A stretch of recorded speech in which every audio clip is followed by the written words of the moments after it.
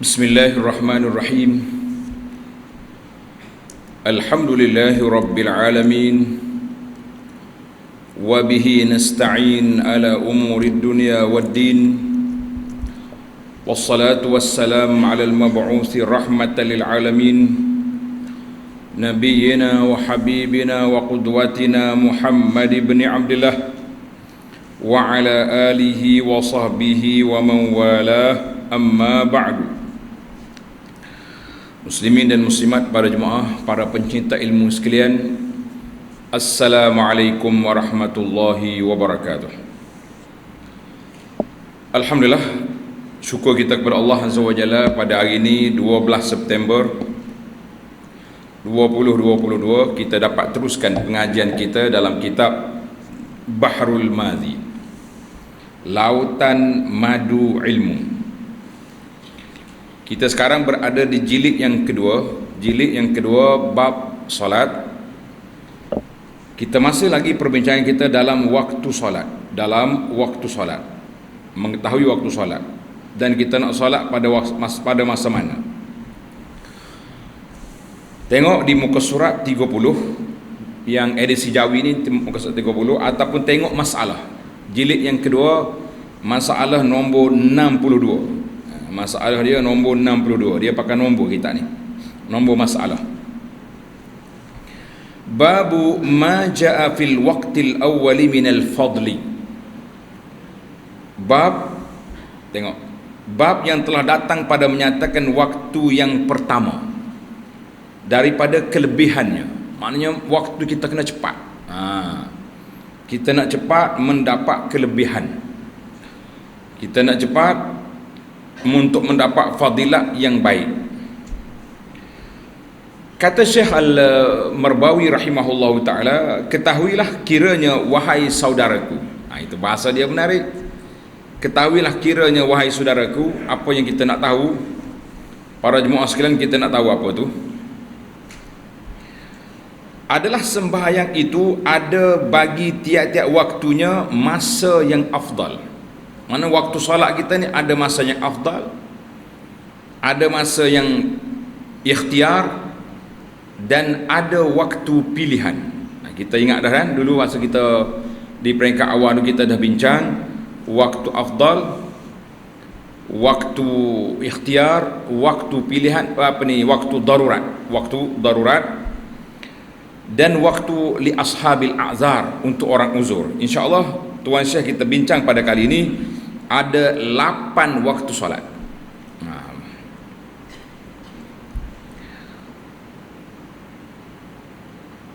Masa yang afdal sembahyang di awal waktunya, sebagaimana kenyataan daripada riwayat hadis yang sahih yang telah dikeluar oleh Imam Tirmizi. Demikian bunyinya. Hadis itu macam ni bunyi. Tengok tuan-tuan, ada kitab tu, hadis nombor 16. Hadis nombor 16 dalam jilid yang kedua. Nombor 16 jilid yang kedua. An Ali ibn Abi Talib radhiyallahu anhu anna an-nabiyya sallallahu alaihi wasallam qala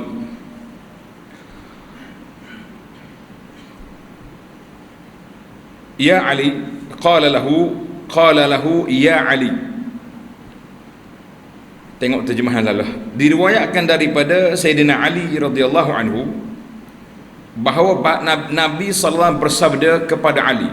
Mana Nabi beritahu kepada Sayyidina Ali radhiyallahu anhu, dia kata, ya Ali, wahai Ali, salasun la tuakhirha, 3 perkara jangan engkau takhirkan dia. Maknanya 3 perkara ni jangan engkau lewatkan dia, jangan tangguh, kena segera. Kerana jikalau takhirkan dia, kalau engkau tangguh, nasaya mendapat rugi besar. Kalau kita tangguh, kita dapat kerugian, atau mendatangkan kemudaratan, atau beroleh kemaluan.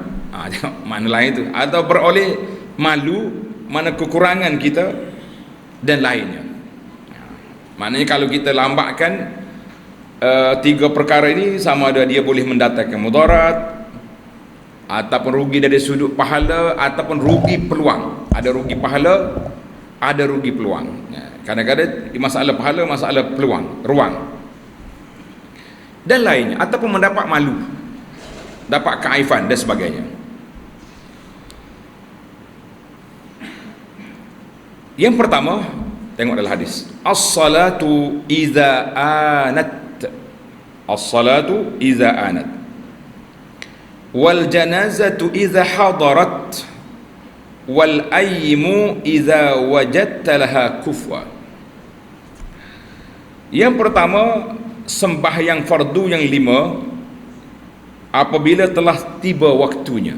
Masuk waktu, jangan tangguh, jangan kata lambat lagi, nak habis dah, ni baru pukul 1:30 Zuhur, habis pukul 4:30. Jadi kita penanggung nak gelap. Maka hendaklah segerakan, dan jangan dan tak usahlah nanti-nanti ditakhirkan. Jangan duk tangguh-tangguh lagi, tak payah. Terus je solat. Bila dah masuk waktu, terus kamu lakukan solat.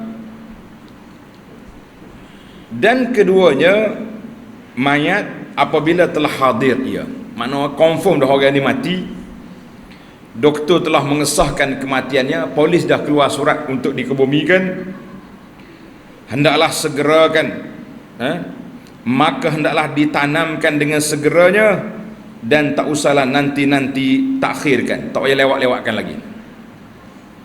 Dan yang ketiganya, perempuan bujang. Apa dia masuk bujang sini? Ni bukan bujang bahasa Kelantan. Bahasa Kelantan kalau kata bujang tu janda lah. Perempuan bujang maknanya perempuan yang tidak ada pasangan, sama ada dia janda ataupun masih lagi anak dara, tak kira janda atau anak dara, yang penting orang ni masih orang yang tidak ada pasangan. Apabila telah engkau dapat sepatutnya tu maknanya orang minta yang sesuai dengan dia, sepatut orang baginya, hendaklah dinikahkan. Kata Abu Isa At-Tirmizi, dia kata bermula hadis ini ialah hasan lagi gharib. Hasan lagi gharib. Jadi kita nak tahu macam mana darjah hadis ni, hasan lagi gharib lagi. Tuan-tuan, alhamdulillah, saya telah semak dalam para muhakkik yang lain, seumpama Al-Imam Al-Iraqi, dia kata hadis ini hasan. As-Sakhawi kata hasan. Syekh Ahmad Syakir dalam takhrij dia kepada Tirmizi, dia kata sahih. Jadi kita kata alhamdulillah, hadis ini sahih ataupun hasan, maknanya tiga arahan ini diterima dan perlu disegerakan. Baik, masalah yang ketiga, waktu yang 8. Waktu solat ni bukan solat 5 waktu fardu, tapi cara pelaksananya ada 8 waktu.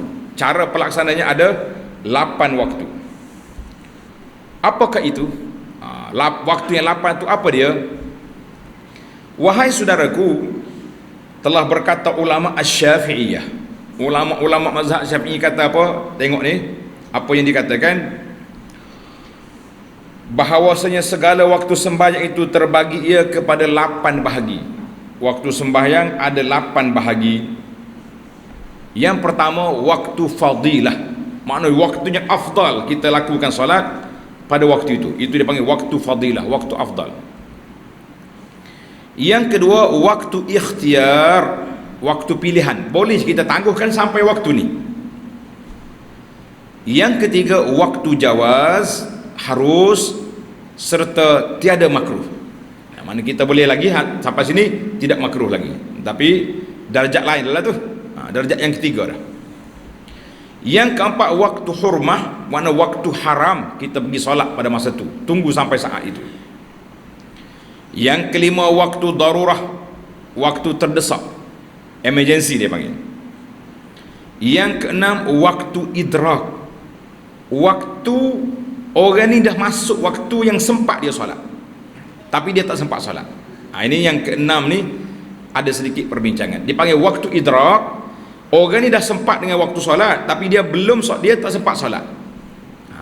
Kenapa? Tunggu nanti. Yang ketujuh, waktu uzur, waktu orang uzur. Yang ke-8, waktu harus serta makruh. Mana waktu ni boleh lagi, tapi pelaksananya dibenci oleh syarak sebab menangguh-nangguhkan sampai terlewat ataupun waktu larangan. Baik, maka 8 bagi waktu sembahyang ini diterangkan satu-satunya dengan tafsil dan diperbuatkan dia masalah jua. Jadi tuan saya kata jangan bimbang, saya akan huraikan, perincikan setiap waktu tadi, setiap satu. Setiap waktu-waktu kita perincikan dan kita buat masalah satu, masalah dua, dia akan letak nombor sebagaimana kebiasaan Tuan Syekh kita Al-Marbawi rahimahullahu ta'ala.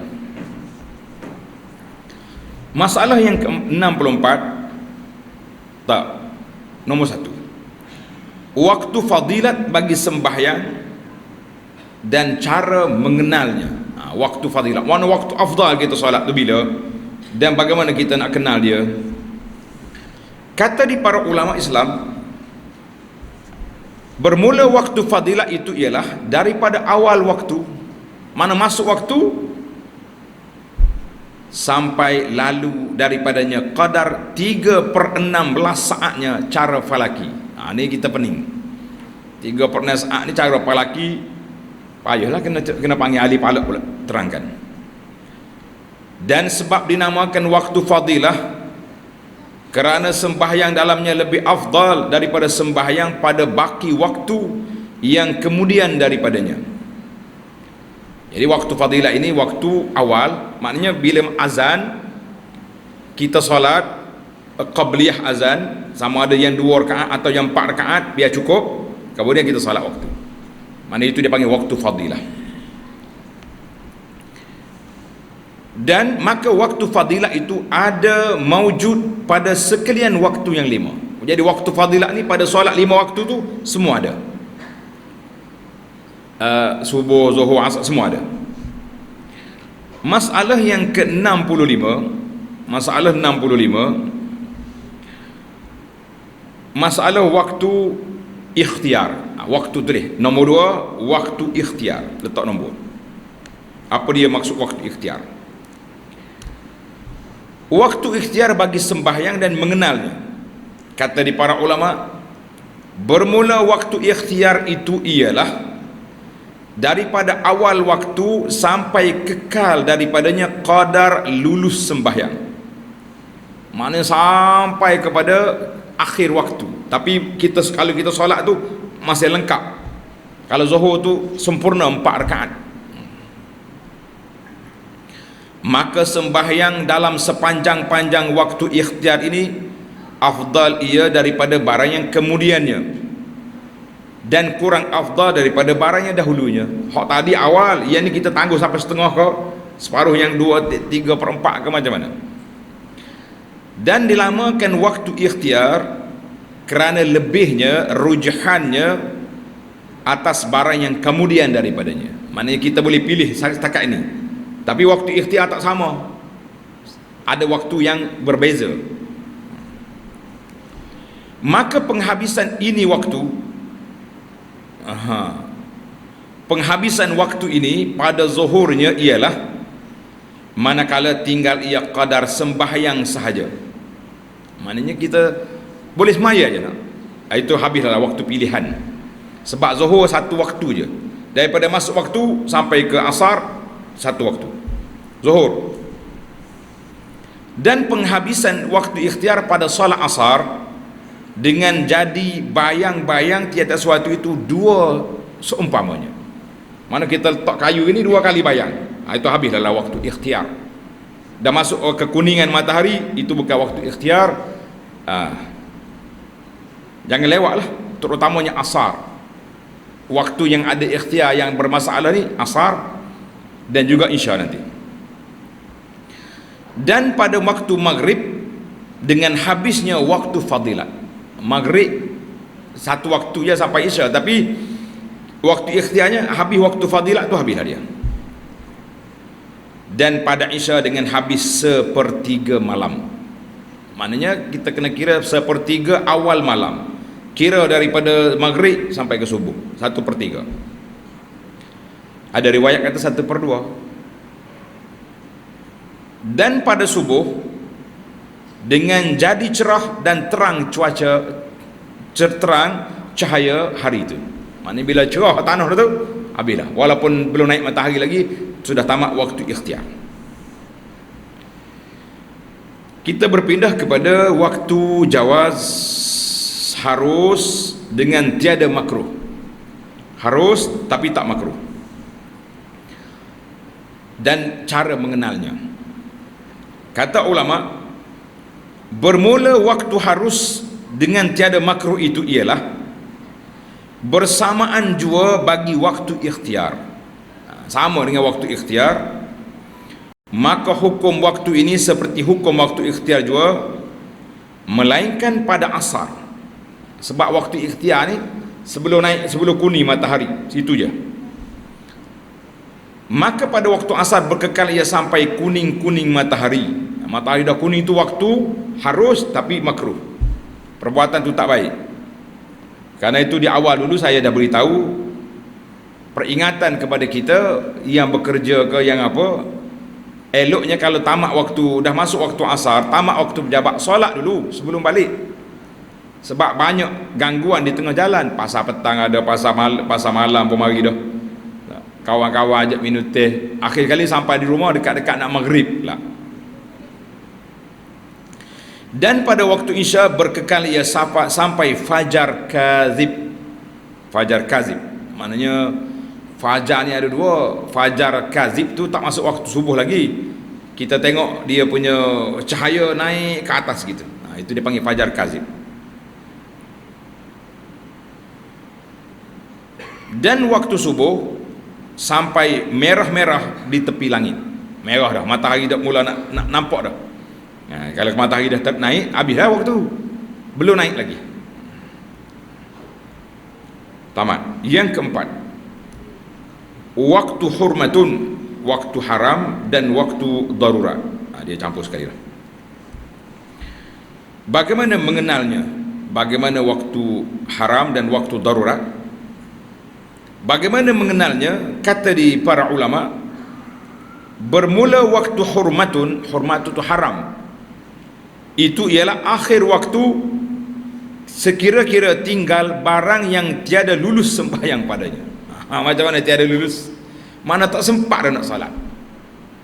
Waktu ada 3 minit, kita nak solat 4 rakaat contohnya, jadi seminit 1 rakaat tak sempat, maka itu haram dah masa tu. Kalau mati tu kira tinggal mati tu, boleh jadi dia sudah dicok, tidak solat dah orang tu.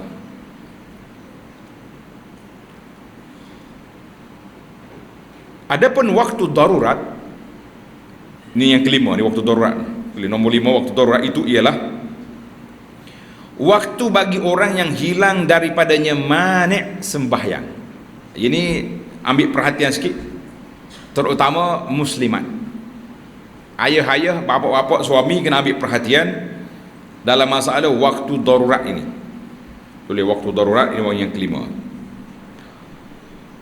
Orang yang hilang dia punya larangan salat, seperti haid dan nifas. Maknanya waktu ni dekat nak maghrib dah, tapi tak masuk maghrib lagi, dia boleh dia dah dia suci daripada haid dia. Itu dipanggil darurat. Ataupun nifas, ataupun orang gila, siuman dia masa tu. Tengah duk gila mabuk, segar balik. Ataupun zaman kita hari ni tak usah ambil gila lah, payah. Orang kena bius, buat pembedahan contohnya, tiba-tiba dekat nak ambil waktu asar nak maghrib tu, alhamdulillah celik mata dia, sedar dah. Itu dia panggil waktu darurat. Dan terkadang tinggal daripada waktu itu qadar takbiratul ihram. Maknanya kalau dia ambil wudu, dia takbiratul ihram, azan dah. Maka sembahyangnya wajib atas dirinya dan dituntut qadanya kemudian daripada waktu itu. Maknanya orang perempuan yang haid, dia bersih daripada haid, dia dekat nak ambil waktu dah. Kalau pergi mandi tak sempat, jadi dia kena qada waktu itu. Dia kena qada waktu asar tadi.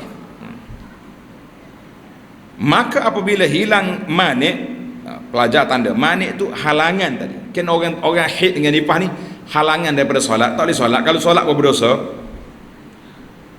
maka pada itu hilang mani itu pada akhir waktu, qadar lulus takbiratul ihram, maknanya sempat lulus, maknanya sempat takbiratul ihram, wajiblah qada sembahyang itu dan qada waktu yang dahulu daripadanya jika adalah ia dijamakkan sertanya, seperti zuhur dan asar atau maghrib dan isya.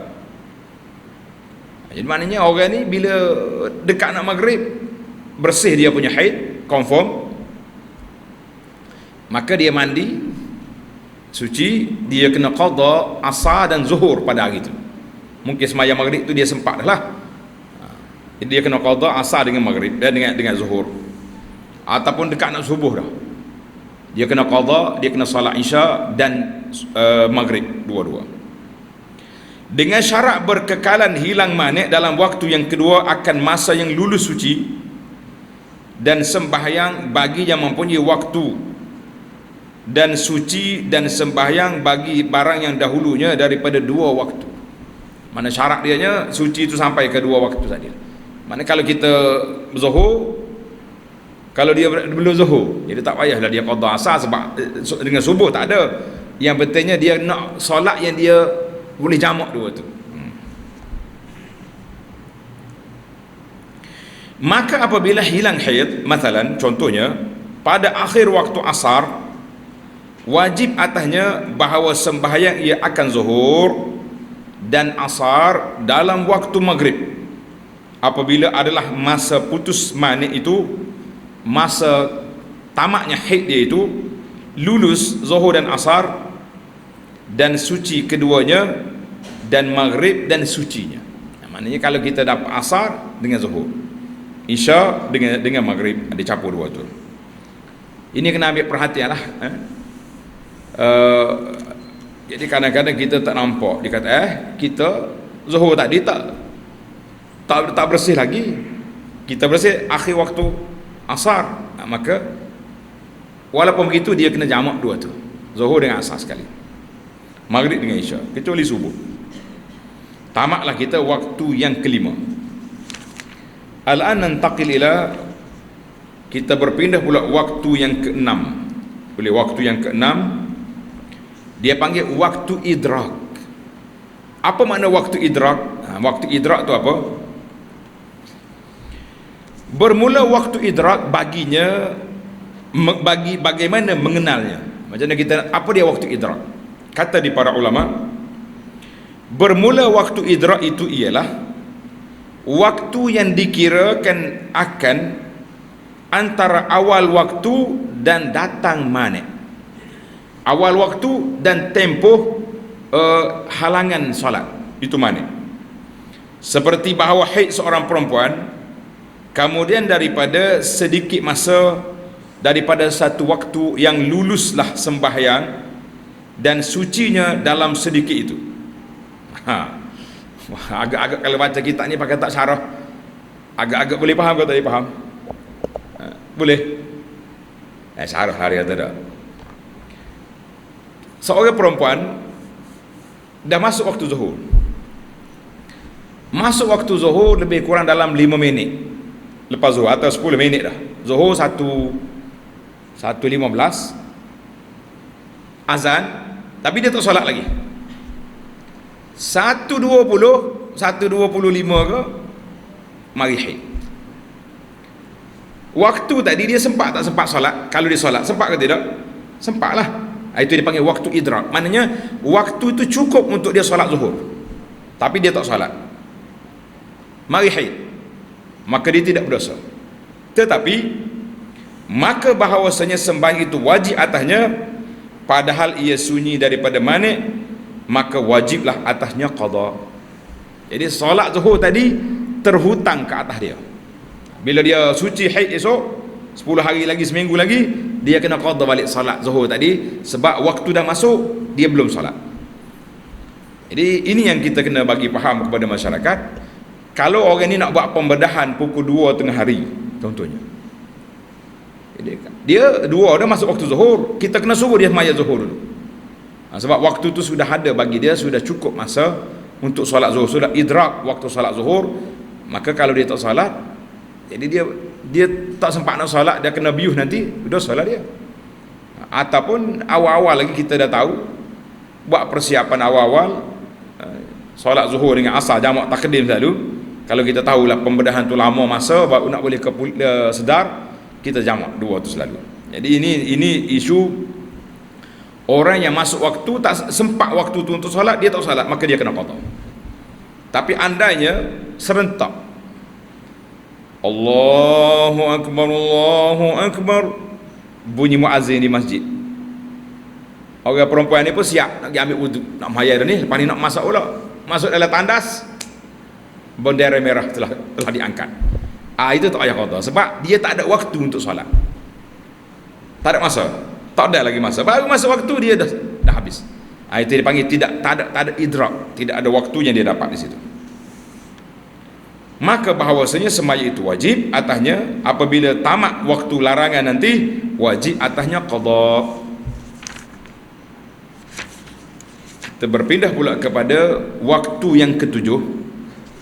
Tak, nombor 7 itu dia panggil waktu al-a'zar.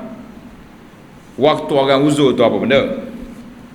Masalah yang ke-69, waktu uzur dan mengenalnya. Kata di para ulama, bermula waktu uzur itu mengumpulkan antara zuhur dan asar, atau menghimpunkan antara maghrib dan isya jamak takdim, atau takhir dalam musafir masalan, contohnya. Jadi orang yang dia panggil waktu keuzuran, mana kita jamak waktu kemudian dikedepankan, waktu yang depan boleh ditakhirkan, itu dengan izin syarak apabila cukup syarak. Itu dia panggil waktu uzur, waktu keuzuran. Dalam bahasa orang guna sekarang ni, waktu masa kecederaan. Bukan masa cedera, maknanya tempoh tu diberi keuzuran kepada dia. Jadi dia boleh mengumpulkan antara zuhur dan asar, atau mengumpulkan antara maghrib dengan isya, takdim ataupun takhir. Jadi dua ni boleh.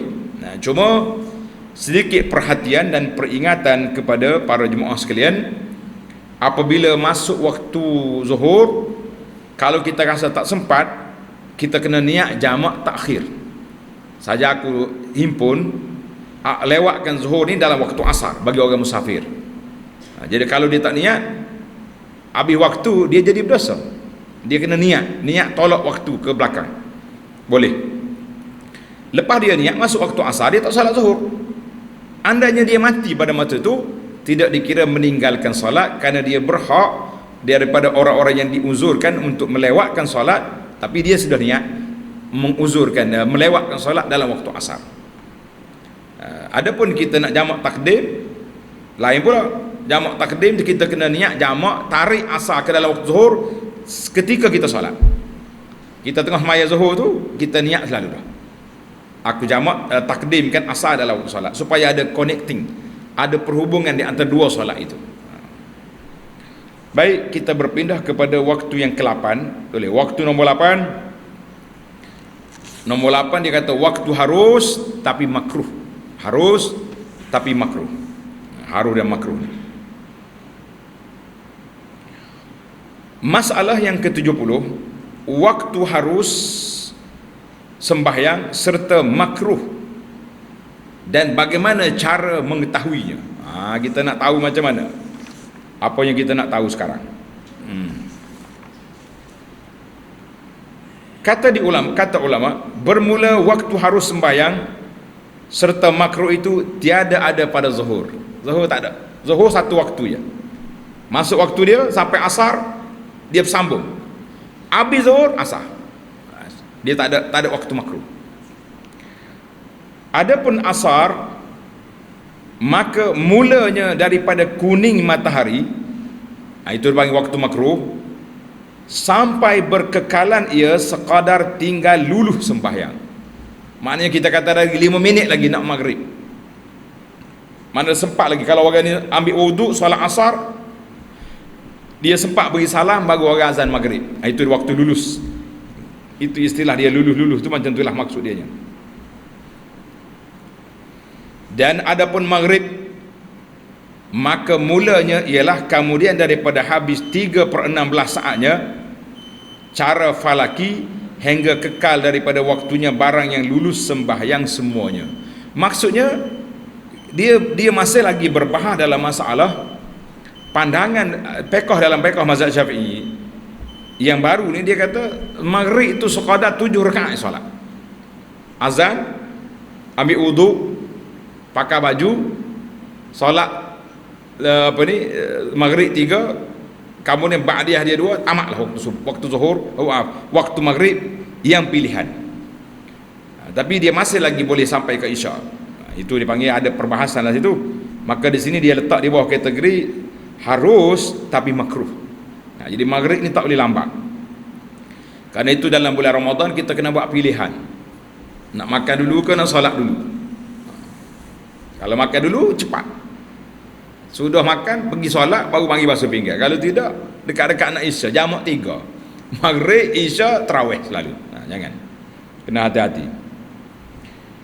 Adapun subuh, maka permulaannya daripada merah tepi langit sampai tinggal daripada waktu itu barang yang lulus.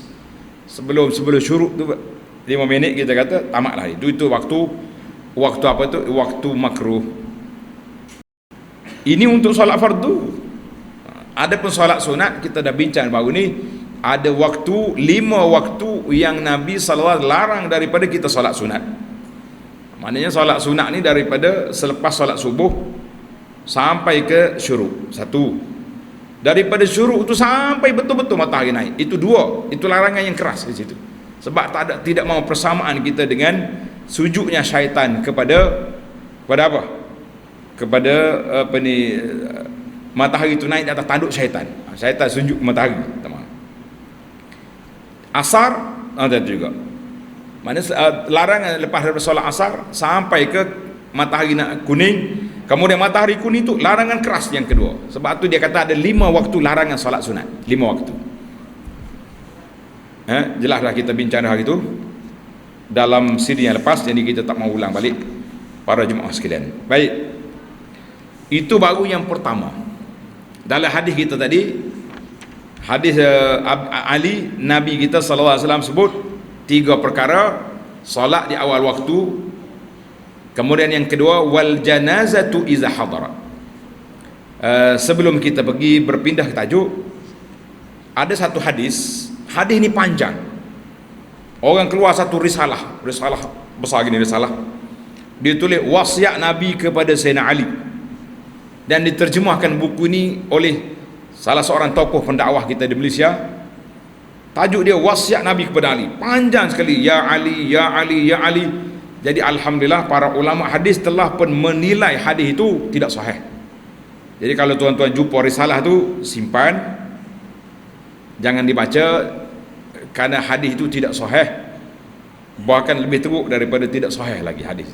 Jadi alhamdulillah apabila dimaklumkan kepada penterjemah itu, dia tarik balik. Cuma kita bimbang buku yang dah terlepas, yang telah dibagi-bagi itu. Jadi para ulama mengatakan hadis ya Ali yang panjang itu tidak sahih, bahkan lebih teruk daripada tak sahih lagi lah.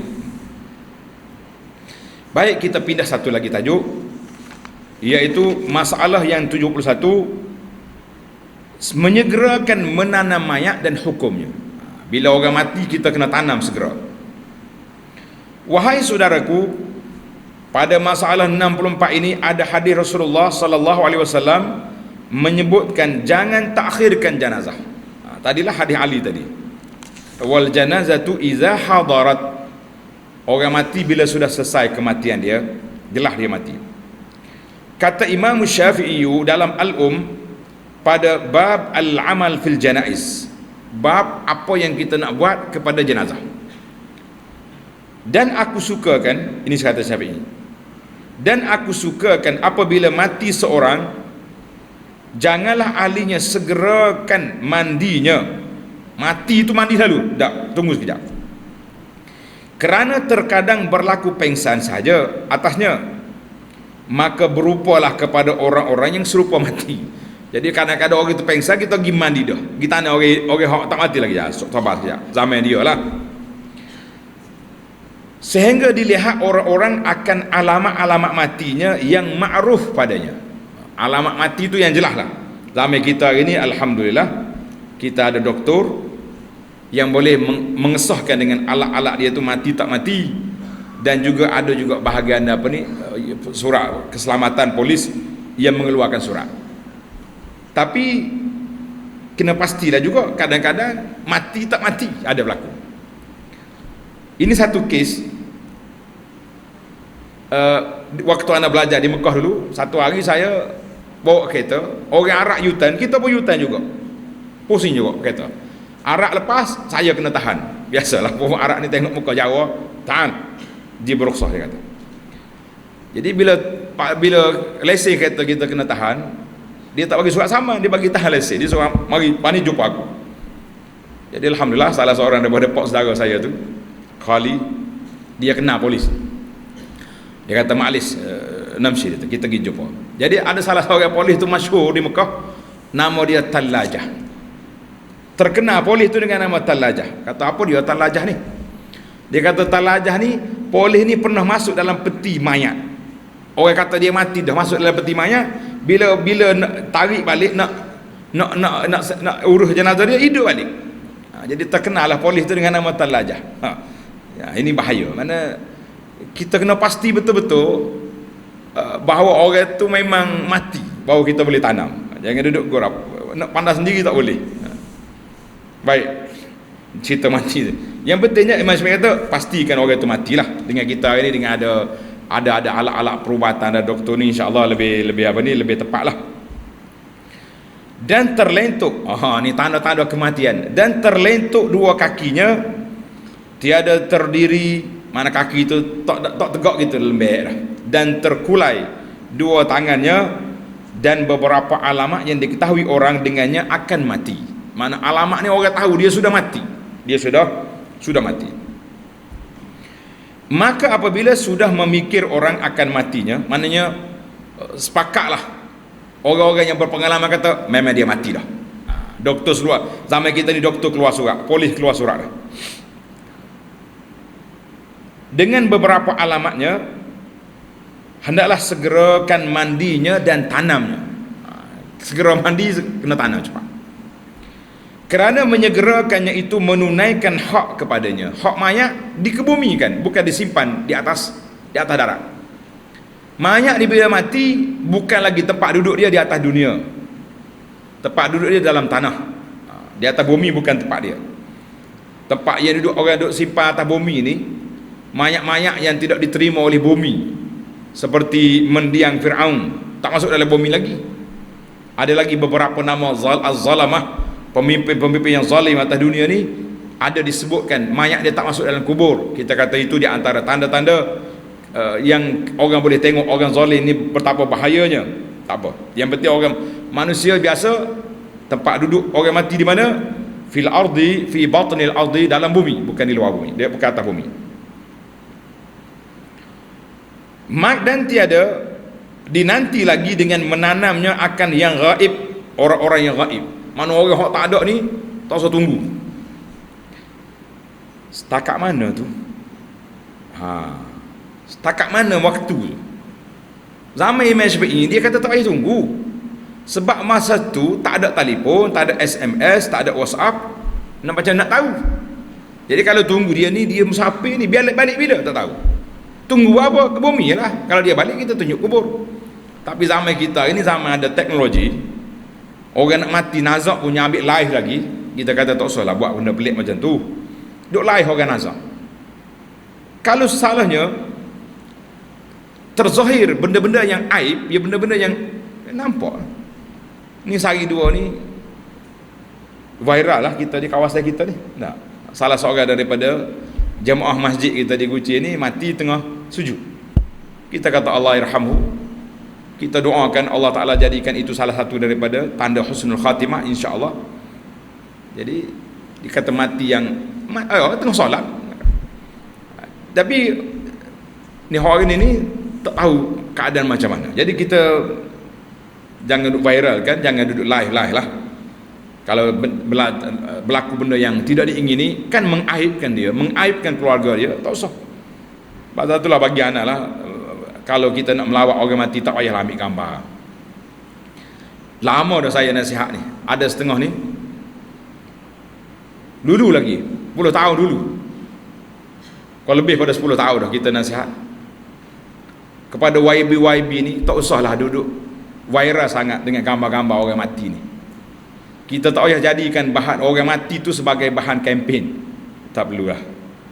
Bagi tahu ya, orang ni mati, tunjuk keranda dia ke, ataupun cukup yakfi.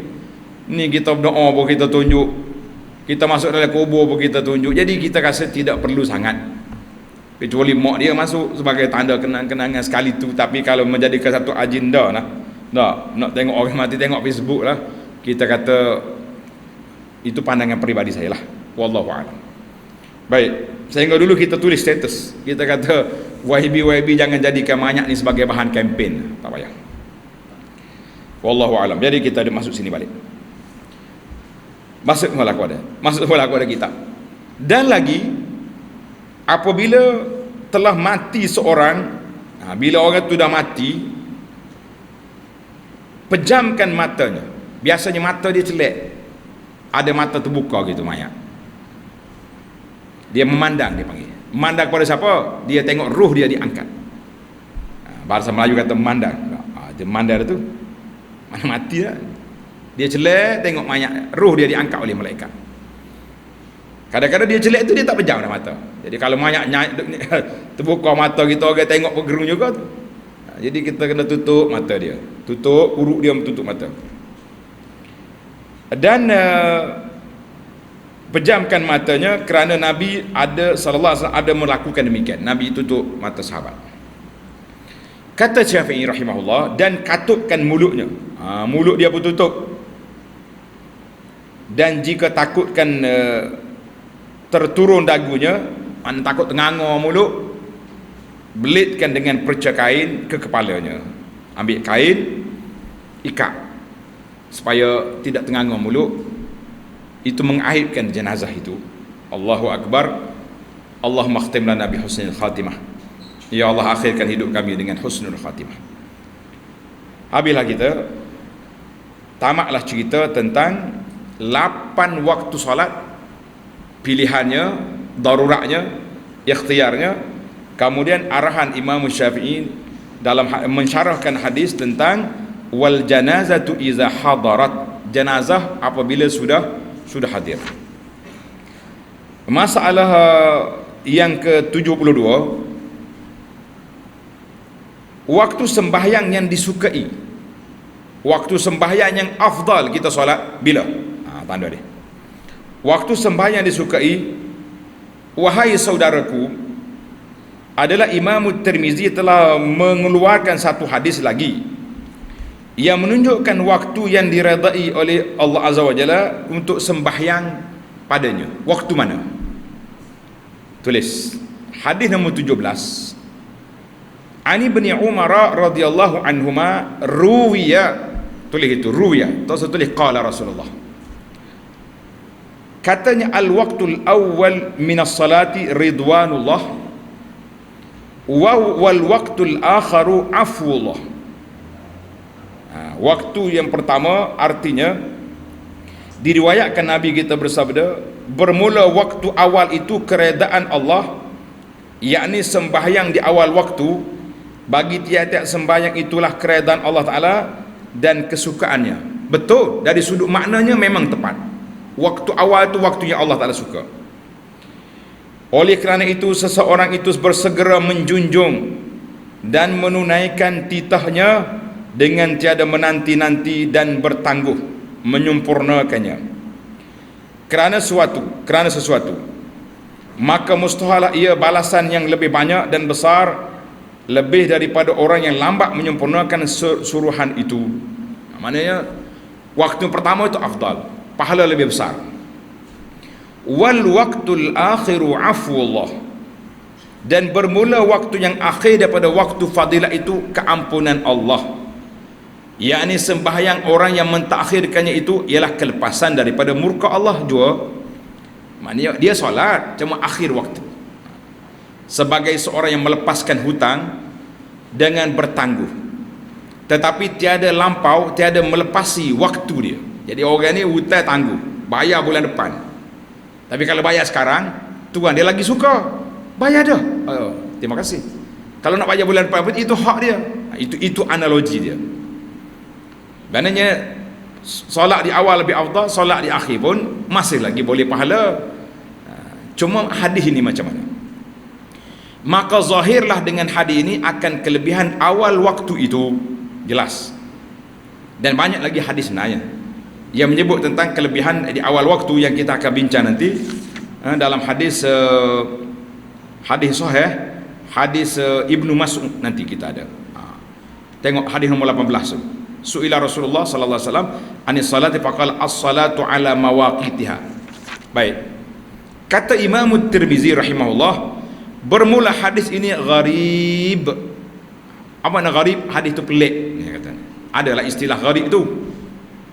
Dan tuan-tuan tulis, para pelajar tulis. Kata Syekh Ahmad Syakir rahimahullah yang mentakhrijkan hadis ini, dia kata ghairu sahih, hadis ini tidak sahih, darjat sanad dia batil. Makna betul kelebihan waktu, tapi hadis tu dari sudut sanad dia tu batil. Ibnul Jauzi kata la yasih. Ibnul Mulaqin kata hadis ini tidak sahih. Dan ramai lagi. Ibnu Katsir kata fihi matruk. Jadi hadis itu tulis tidak sahih hadis yang tersebut. Imam Tirmizi sendiri pun meletakkan darjat dia gharib. Jadi hadis itu pelik. Baiklah para pelajar sekalian. Dan pada bab ini, bab kelebihan solat di awal waktu ini, ada hadis daripada Sayyidina Ali, daripada Abdullah bin Umar, daripada Aisyah, daripada Abdullah bin Mas'ud radhiyallahu taala anil jami'. Insyaallah kita akan dengar hadis tentang ini dalam siri yang akan datang. Tapi satu lagi yang tertangguh dalam hadis ini, hadis 3 perkara ini yang disegerakan. Solat bila masuk waktu, jenazah bila sudah confirm mati ditanam. Yang ketiga wal ayyimu idza wajadta laha kufa, iaitulah orang wanita yang tidak ada pasangan, bila kita sudah jumpa dia punya calon suami yang baik, segerakan. InsyaAllah tajuk menarik, tapi masa sudah tamat. Kita sambung lagi masalah yang 77 dalam masalah yang ke-73 dalam siri akan datang insya-Allah. Subhanakallahumma wa bihamdika asyhadu an la ilaha illa anta astaghfiruka wa atubu ilaik. Wa sallallahu ala nabiyyina Muhammadin wa ala alihi wa sahbihi ajma'in walhamdulillahi rabbil alamin. Wassalamu alaikum warahmatullahi wabarakatuh.